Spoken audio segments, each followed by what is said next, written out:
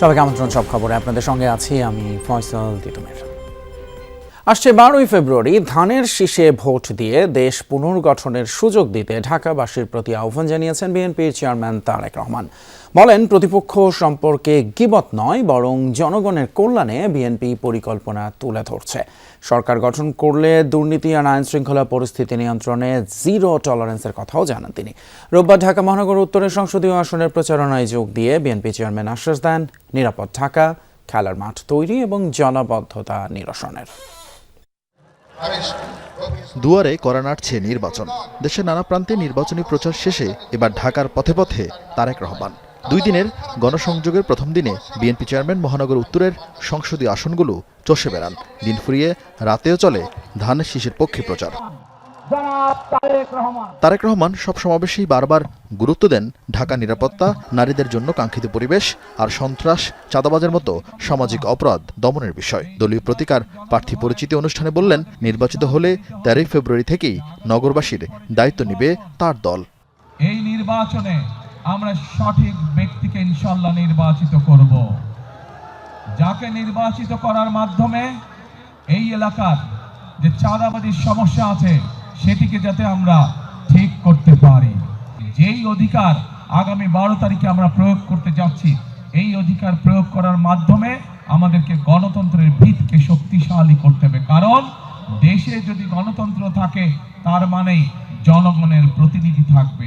ঢাকা 15, 16, 11, 12, 13 কিংবা 14 প্রতিটি প্রচারণায় বিএনপি চেয়ারম্যান স্থানীয় সমস্যা চিহ্নিত করে তা সমাধানের আশ্বাস দেন। জানান, বিএনপি সরকার গঠন করলে সারা দেশের মতো ঢাকার প্রতিটি এলাকায় হাসপাতাল ও ভোকেশনাল ইনস্টিটিউট তৈরি করা হবে। উদ্বাস্তুদের আবাসিক সমস্যার সমাধান আর ঢাকার জলাবদ্ধতা নিরসনও নেওয়া হবে পর্যাপ্ত খাল খননের উদ্যোগ।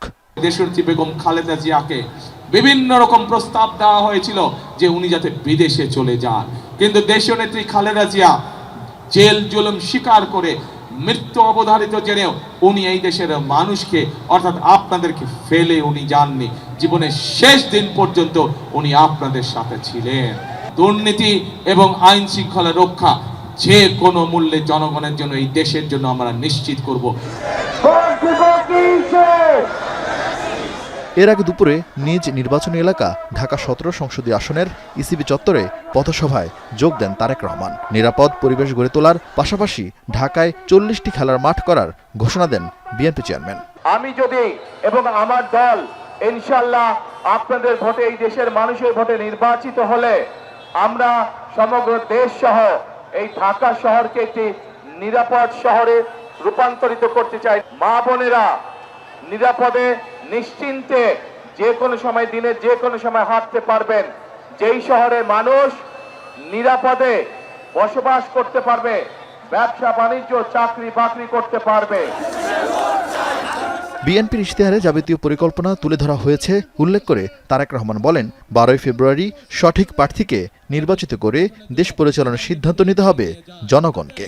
দলের পক্ষ থেকে আনুষ্ঠানিকভাবে ধানের শীষ তুলে দিলাম আপনাদের সামনে। ঢাকার পথসভার প্রথম দিনেই নাগরিক সমস্যা সমাধানে বেশি জোর দিলেন বিএনপি চেয়ারম্যান তারেক রহমান। বললেন, পরীক্ষিত ও ঘরের ছেলে মেয়েদের পাশে থাকার অনুরোধ করেন। ভোটার আমানত রক্ষায় সকাল থেকেই, বিশেষ করে ফজরের নামাজের পর থেকেই ভোট কেন্দ্র পাহারা দেয়ার সতর্ক করেন। ধর্মীয় পোশাকে অনেকেই ভোট বানচালের ষড়যন্ত্র করতে পারে। আরিফিন শাকিল, যমুনা নিউজ, ঢাকা। গেল 15 বছর যারা কোথাও ছিলেন না তারাই ফিরে মামলা বাণিজ্য করছে। রোববার রাজধানীতে 11 দলীয় ঐক্যের জনসভায় এই মন্তব্য করেন জামায়াতের আমির ডক্টর শফিকুর রহমান। বলেন, 10 টাকা চালের আশ্বাসের মতোই ভুয়া বিএনপির ফ্যামিলি কার্ড। জামায়াতের আমির বলেন, মিথ্যা আশ্বাস নয়, ক্ষমতায় গেলে জনগণের সম্পদ এবং ইজ্জতের পাহারাদার হবে জামায়াত। মন্ত্রী হিসেবে নাহিদ ইসলামকে দায়িত্ব দেওয়ার প্রতিশ্রুতিও দেন তিনি। প্রচারের শেষ সময়ে 11 দলীয় ঐক্যজোটের আয়োজনে ছিল ঢাকা 11 আসনে নির্বাচনী জনসভা, যেখানে এই জোটের প্রার্থী এনসিপির আহ্বায়ক নাহিদ ইসলাম। জনসভায় যোগ দেন জামায়াতের আমির ডাক্তার শফিকুর রহমান। সকাল 9টার পর বাড্ডার ডিআইটি প্রজেক্ট খেলার মাঠে শুরু হয় কর্মসূচি। নির্ধারিত সময়ের আগেই কানায় কানায় পূর্ণ জনসভাস্থল। নারীদের উপস্থিতিও ছিল চোখে পড়ার মতো। সভায় বক্তব্য রাখেন শরীফ ওসমান হাদির বোন। দেশের জন্য আর কোনো হাদিকে যেন জীবন দিতে না হয় সে আহ্বান জানান তিনি। আমরা কি এই হত্যা আরো চেয়েছি? আমরা হত্যা বন্ধ করতে যদি চাই তবে কি করতে হবে আমাদের? সেটাই হলো এখানে নাহিদ ইসলামকে জয়যুক্ত করতে হবে। জামায়াতের আমির ছাড়াও জনসভায় যোগ দেন এনসিপির মুখপাত্র আসিফ মাহমুদ সজীব ভূঁইয়া, বাংলাদেশ খেলাফত মজলিসের আমির মাওলানা মামুনুল হক সহ জোটের অন্যান্য নেতারা। 12 ফেব্রুয়ারি 11 দলীয় জোটকে বিজয়ী করতে ভোটারদের ঐক্যবদ্ধ হওয়ার আহ্বান জানান তারা। আপনাদেরকে সিদ্ধান্ত নিতে হবে, আপনাদেরকে রায় দিতে হবে। গণতন্ত্রের পক্ষে, ইনসাফের পক্ষে, ন্যায়ের পক্ষে, আপনাদের মুক্তির পক্ষে আপনাদেরকে এমন নেতৃত্ব বেছে নিতে হবে যারা আপনাদেরকে নতুন বাংলাদেশ উপহার দিবে। গণভোটে নির্ভীক চিত্তে, অকুণ্ঠ চিত্তে, স্বতঃস্ফূর্তভাবে গোটা বাংলাকে ব্যালট নিরঙ্কুশভাবে বিজয়ী করতে হবে ইনশাআল্লাহ। নির্বাচিত হলে ঢাকা 11 আসনের বিদ্যমান সমস্যাগুলো সমাধানের আশ্বাস দেন নাহিদ ইসলাম। এই অঞ্চলের অর্থনৈতিক বৈষম্য আমরা দূর করব ইনশাআল্লাহ। এই অঞ্চলের নাগরিক সুবিধা আমরা নিশ্চিত করব। যে সকল মানুষ ভূমি হারিয়েছে তাদের ভূমি আমরা ফিরিয়ে দেওয়ার ব্যবস্থা করব, নতুবা তাদেরকে আমরা ন্যায্য মূল্য পাইয়ে দেওয়ার ব্যবস্থা করব। এই ভূমিদস্যুদের সিন্ডিকেট ঢাকা 11 থেকে আমরা চিরতরে নির্মূল করব ইনশাআল্লাহ। প্রধান অতিথির বক্তব্যে জামায়াতের আমির ডাক্তার শফিকুর রহমান বলেন, 10 টাকা চালের আশ্বাসের মতোই ভুয়া বিএনপির ফ্যামিলি কার্ড। 10 টাকা শেয়ার দরে চালকে এখনো পেটের ভিতর গরম রয়েছে, ফাঁপা যায়নি।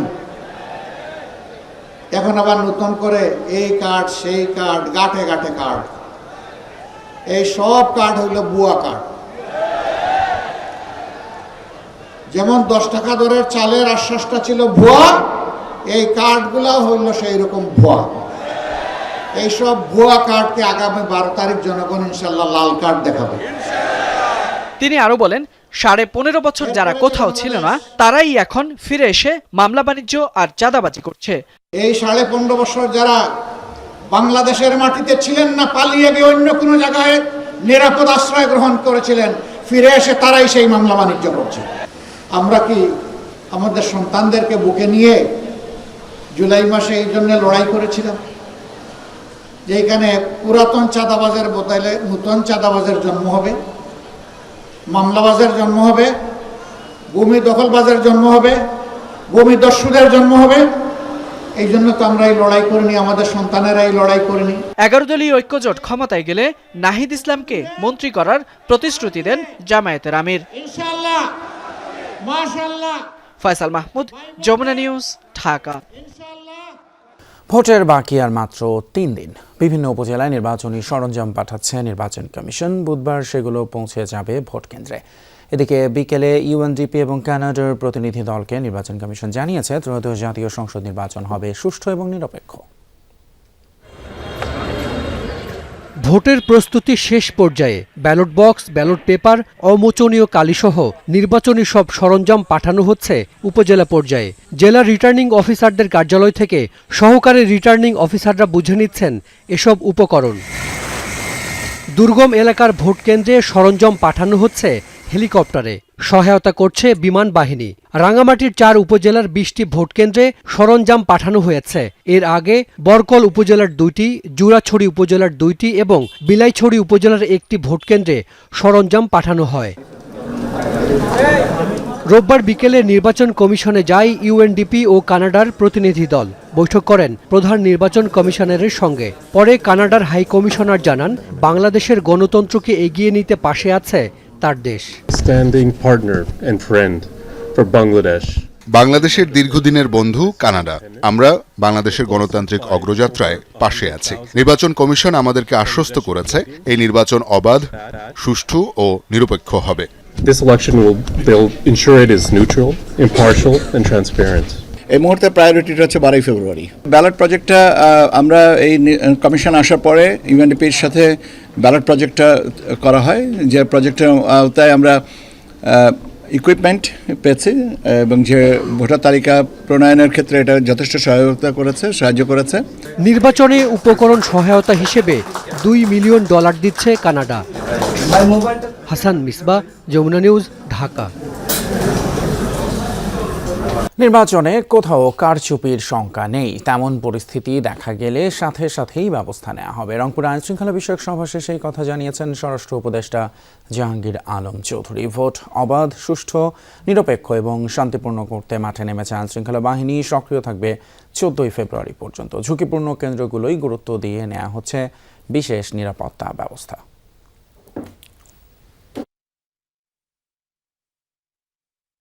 খুব শান্তিপূর্ণভাবে সুষ্ঠু পরিবেশে এবং একটা উৎসব মুখর পরিবেশে নির্বাচন হবে এবং একটা ফ্রি, ফেয়ার অ্যান্ড ক্রেডিবল নির্বাচন হবে।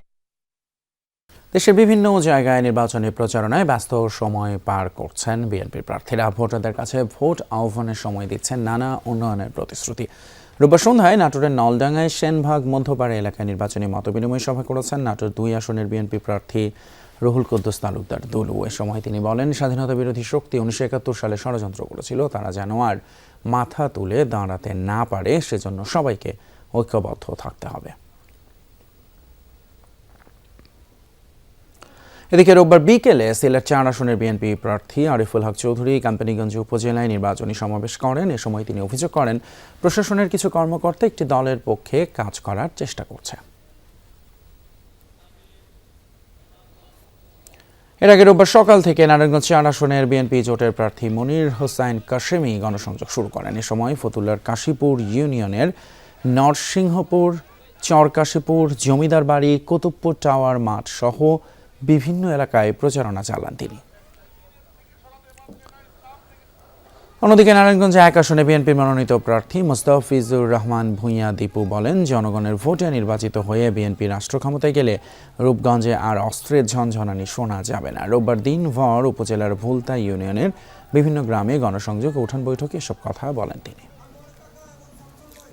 নির্বাচনী প্রচার শেষে গাড়িবহরে হামলার অভিযোগ করেছেন নারায়ণগঞ্জ 2 আসনের স্বতন্ত্র প্রার্থী। রোববার বিকেলে নির্বাচনী প্রচারণা শেষে বাড়ি ফেরার পথে দুপ্তা বাজারে প্রতিপক্ষের কর্মীরাই হামলা করে বলে অভিযোগ করেন স্বতন্ত্র প্রার্থী আতাউর রহমান আঙুর। এ সময় কমপক্ষে 10 থেকে 12 জন কর্মী আহত হয়েছে বলেও দাবি করেন তিনি। নোয়াখালী 2 আসনের স্বতন্ত্র প্রার্থী এবং বিএনপির প্রার্থী একে অপরের বিরুদ্ধে হামলার অভিযোগ করেছেন। স্বতন্ত্র প্রার্থী কাজী মফিজুর রহমান বলেন, কাবিলপুর ইউনিয়নে গণসংযোগ শেষে ফেরার পথে বিএনপির সমর্থকরা তাকে হত্যার উদ্দেশ্যে গুলি ছোড়ে। অন্যদিকে বিএনপির প্রার্থী জয়নুল আবদিন ফারুক অভিযোগ করেন, স্বতন্ত্র প্রার্থীর লোকজন তার ব্যবহৃত গাড়ি লক্ষ্য করে কয়েক দফা ইট পাটকেল ছুড়ে হামলা চালায়। নির্বাচনের পরিবেশ উৎসব মুখর রয়েছে বলে জানিয়েছেন প্রধান উপদেষ্টা প্রেস সচিব শফিকুল আলম। রোববার ফরেন সার্ভিস একাডেমিতে এক সংবাদ সম্মেলনে তিনি কথা জানান। বলেন, বাংলাদেশের ইতিহাসে সবচেয়ে বেশি আইনশৃঙ্খলা বাহিনী মোতায়েন করা হয়েছে এই জাতীয় ত্রয়োদশ নির্বাচনে। তিনি আরও বলেন, বাংলাদেশের জনগণ শান্তিপূর্ণভাবে ভোট দেবেন। এছাড়া সকল ভোটিং সেন্টারে গোয়েন্দা মোতায়েন থাকবে বলেও জানান শফিকুল আলম। নির্বাচনের পরিবেশ আমি বলতে পারি ফ্যান্টাস্টিক সোফার। ভায়োলেন্স দুই একটা যা হচ্ছে সব মনিটর করছি। টিআইবি যে কোনো পলিটিক্যাল পার্টি যে কেউ মারা গেলে তাকে ইলেকশন রিলেটেড ভায়োলেন্সে ইনক্লুড করার চেষ্টা করছে।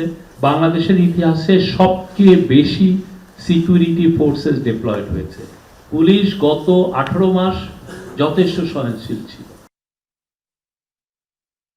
বিভিন্ন বাহিনীর ভেতরে গুম, খুন, নির্যাতন এবং দুর্নীতি ও লুটপাটের সাথে জড়িত লুকিয়ে থাকা সকল অপরাধীদের শনাক্ত করা হবে বলে জানিয়েছেন জাতীয় নাগরিক পার্টি এনসিপির আহ্বায়ক নাহিদ ইসলাম। বলেন, প্রকৃত দায়ীদের বিচারের আওতায় এনে শাস্তির বিধান করা হবে। সন্ধ্যা 7:15 জাতির উদ্দেশ্যে দেয়া ভাষণে কথা জানান তিনি। বলেন, দেশের সকল 18 ঊর্ধ্ব সক্ষম তরুণ তরুণীর জন্য বাধ্যতামূলক মিলিটারি ট্রেনিং চালু করা হবে। তিনি আরও বলেন, ঘুষ, দুর্নীতি ও রাষ্ট্রীয় সম্পদ লুটপাটের সংস্কৃতির অবসান ঘটিয়ে অর্থনৈতিক বৈষম্য বিলোপের মাধ্যমে ন্যায় বিচার প্রতিষ্ঠা করা হবে। নাহিদ ইসলাম স্বাস্থ্য খাত নিয়ে বলেন, সরকারি চাকরিতে নিয়োজিত কোনো ডাক্তার বা নার্স অথবা স্বাস্থ্যকর্মীর বাইরে প্রাইভেট প্র্যাকটিস করতে পারবে না। সরকারি হাসপাতালেই সরকার নির্ধারিত ভিজিট নিয়ে রোগী দেখার ব্যবস্থা করা হবে। গুম বিষয়ক কমিশন 1850টির বেশি অভিযোগ নিয়ে কাজ করেছে, কিন্তু দুঃখজনকভাবে নিরাপত্তা বাহিনীর ভিতরে লুকিয়ে থাকা ফ্যাসিবাদের দোসররা তথ্য ও আলামত নষ্ট করে তদন্ত ও বিচার প্রক্রিয়াকে বাধাগ্রস্ত করার চেষ্টা করছে। আমরা যদি সরকার গঠন করতে পারি, প্রতিরক্ষা ব্যবস্থাকে সম্পূর্ণভাবে পুনর্গঠন করব। আমাদের লক্ষ্য হবে বাহিনীর সংখ্যা বাড়ানো নয়, বরং গুণগত মান বৃদ্ধি করা। আমরা চাই পরিবর্তনের রাজনীতি, সংস্কারের রাজনীতি। বাংলাদেশকে দুর্নীতিমুক্ত, বৈষম্যমুক্ত এবং আধিপত্যবাদ মুক্ত একটি ন্যায়ভিত্তিক রাষ্ট্র হিসেবে প্রতিষ্ঠা করাই আমাদের উদ্দেশ্য। জনগণ যদি এনসিপির উপর আস্থা রেখে রাষ্ট্র পরিচালনার দায়িত্ব দেয়, অর্থনৈতিক এবং বাণিজ্যিক ঘাটতি এবং কারো ওপর নির্ভরশীলতা ক্রমান্বয়ে কমিয়ে এনে আমরা ভারসাম্যপূর্ণ কূটনৈতিক সম্পর্ক তৈরি করব। বিগত সরকারের দুর্নীতি লুটপাটের পর নতুন করে জ্বালানি খাত ঘুরে দাঁড়াতে না পারলেও স্থিতিশীল রয়েছে বলে জানিয়েছেন জ্বালানি উপদেষ্টা ফাজুল কবির খান। রোববার বিকেলে বিদ্যুৎ ভবনে সংবাদ সম্মেলনে জ্বালানি উপদেষ্টা একথা জানান। এ সময় তিনি অন্তর্বর্তী সরকারের 1.5 বছরে এই খাতে দৃশ্যমান কিছু না করতে পারার ব্যর্থতা স্বীকার করে বলেন, জ্বালানি খাতকে ঘুরে দাঁড়াতে সময় এবং বিনিয়োগ প্রয়োজন, তার কোনোটাই তিনি পাননি। তবে রাজনৈতিক সরকার নতুন বিনিয়োগের মাধ্যমে এই খাতকে ঢেলে সাজাতে পারবেন বলে আশাবাদী তিনি। এই পর্যায়েও আমরা এলপিজি আমদানির জন্য চেষ্টা করছি। বাংলাদেশ পেট্রোলিয়াম কর্পোরেশন এটার জন্য কাজ করতেছে। তো আমরা আশা করি যে ফেব্রুয়ারি মাস থেকে, বিশেষ করে আমি যেটা আগে বলছিলাম যে রমজানের আগেই এলপিজির মূল্য স্থিতিশীল হবে। আন্তর্জাতিক শ্রম বাজারে বাংলাদেশের সুনাম অক্ষুণ্ণ রাখতে প্রশিক্ষণ সনদের জালিয়াতি এবং ভুয়া সনদের ব্যবহার রোধে ব্যবস্থা নেওয়ার নির্দেশনা দিয়েছেন প্রধান উপদেষ্টা ডক্টর মোহাম্মদ ইউনূস। রোববার তেজগাঁওয়ে প্রধান উপদেষ্টার কার্যালয়ে অনুষ্ঠিত জাতীয় দক্ষতা উন্নয়ন কর্তৃপক্ষের গভর্নিং বডির সভায় নির্দেশনা দেন। তিনি বলেন, বিশ্ববাজারে বাংলাদেশের শ্রমশক্তির চাহিদা অনেক, কিন্তু দক্ষতা প্রশিক্ষণের সনদ জালিয়াতি এবং প্রতারণার জন্য দেশের কর্মীদের সুনাম ক্ষুণ্ণ হচ্ছে। চাকরিদাতারা যদি আস্থা হারিয়ে ফেলে, তাহলে দক্ষতা উন্নয়নের উদ্যোগগুলো বিফল হবে বলে উল্লেখ করেন।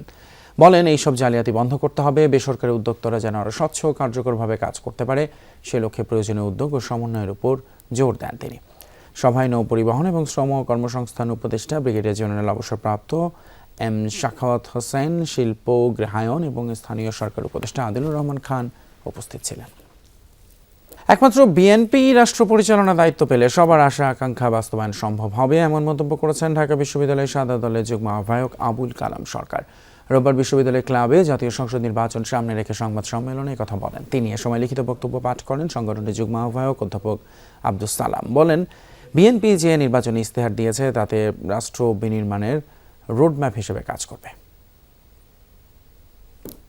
বিগত 15 বছরে যত অনিয়ম হয়েছে তার একটা বিচার করা হবে এবং টাস্ক ফোর্স করার মাধ্যমে পুঁজিবাজারকে কিভাবে গতিশীল করা যায়, মানে একদম এতটার ভেতরে যেটা সাধারণ বিনিয়োগকারীর একটা প্রত্যাশার জায়গা ছিল। তো অর্থনৈতিক জায়গায় যে সংস্কারগুলো, এটার সাথে কিন্তু দুর্নীতির বিচারের ব্যাপার এবং দুদককে নিয়েও কিন্তু অনেক কথা বলা আছে এবং এটা বাস্তবায়িত হলে নিঃসন্দেহে আমরা বলতে পারি যে বাংলাদেশ একটা নতুন দিকে যাবে। ফ্রান্সের ব্র্যান্ড পিয়েরে কার্ডিন এবং দেশীয় ব্র্যান্ড অর্নেট লাগেজের যৌথ উদ্যোগে ডিলার সম্মেলন অনুষ্ঠিত হয়েছে। শনিবার রাজধানীর উত্তরার একটা রেস্টুরেন্টে এই সম্মেলন অনুষ্ঠিত হয়। অনুষ্ঠানে অর্নেট লাগেজ বাংলাদেশের চেয়ারম্যান আব্দুল সাত্তার সহ প্রতিষ্ঠানের ঊর্ধ্বতন কর্মকর্তারা উপস্থিত ছিলেন। বক্তারা জানান, পিয়েরে কার্ডিনের আধুনিক ডিজাইন এবং অর্নেটের শক্তিশালী বিপণন নেটওয়ার্ক দেশের বাজারে নতুন সম্ভাবনা তৈরি করবে। অনুষ্ঠানে নতুন পণ্যের মোড়ক উন্মোচন এবং ডিলারদের জন্য ভবিষ্যৎ ব্যবসায়িক কৌশল তুলে ধরা হয়। দক্ষিণ এশিয়ার অন্যতম বৃহৎ শপিং মল যমুনা ফিউচার পার্কে নতুন শোরুম উদ্বোধন করল আধুনিক ফ্যাশন ব্র্যান্ড ইনোমিক মার্ট। তরুণ উদ্যোক্তা শাহাদাত হোসেনের হাত ধরে যাত্রা শুরু করল এই আউটলেটটি। যমুনা ফিউচার পার্কের লেভেল 3-তে নতুন এই শোরুমের উদ্বোধন হয়। উদ্বোধনী অনুষ্ঠানে প্রধান অতিথি হিসেবে উপস্থিত ছিলেন যমুনা বিল্ডার্সের পরিচালক ডক্টর মোহাম্মদ আলমগীর আলম। বিশেষ অতিথি হিসেবে উপস্থিত ছিলেন বর্তমান সময়ের জনপ্রিয় তারকা কেয়া পায়েল। ইনোমিক মার্টের কালেকশনে রয়েছে আধুনিক ব্যাগ এবং জুতার বিশাল সমাহার। উদ্বোধনের প্রথম দিনেই শোরুমটিতে ছিল ক্রেতাদের উপচে পড়া ভিড়। 18 ফেব্রুয়ারি পর্যন্ত সব পণ্যের উপর 26% ছাড়ের ঘোষণা দিয়েছে প্রতিষ্ঠানটি। পুরান ঢাকার আবুল হাসনাতের জমিদার বাড়িতে আয়োজিত হয়েছে পিঠা উৎসব। পুরান ঢাকা সংগঠন হামু ঢাকাইয়া সোব্বাসি এই সামাজিক সংগঠনের উদ্যোগে হয় আয়োজন। সভাপতিত্ব করেন সংগঠনের সভাপতি হাজী মোহাম্মদ সামির উদ্দিন। পরিচালনায় ছিলেন হাজী আব্দুল কারিম ঢাকাইয়া। প্রধান অতিথি ছিলেন ঢাকা ৭ আসনে বিএনপির মনোনীত সংসদ সদস্য প্রার্থী আলহাজ হামিদুর রহমান হামিদ। বিশেষ অতিথি খন্দকার মোহাম্মদ আইয়ুব হোসেন, হাজী আলী আহমেদ। অনুষ্ঠানে উদ্বোধন করেন পুরান ঢাকার লেখক ও গবেষক হাশেম সুফি। এ সময় সঙ্গীত পরিবেশন করেন জি.এ. ওসমানী এবং তার দল। দর্শকের সাথে শেষ করছি আমাদের আজকের সব খবরের আয়োজন। এতক্ষণ সাথে থাকার জন্য ধন্যবাদ আপনাদের সবাইকে।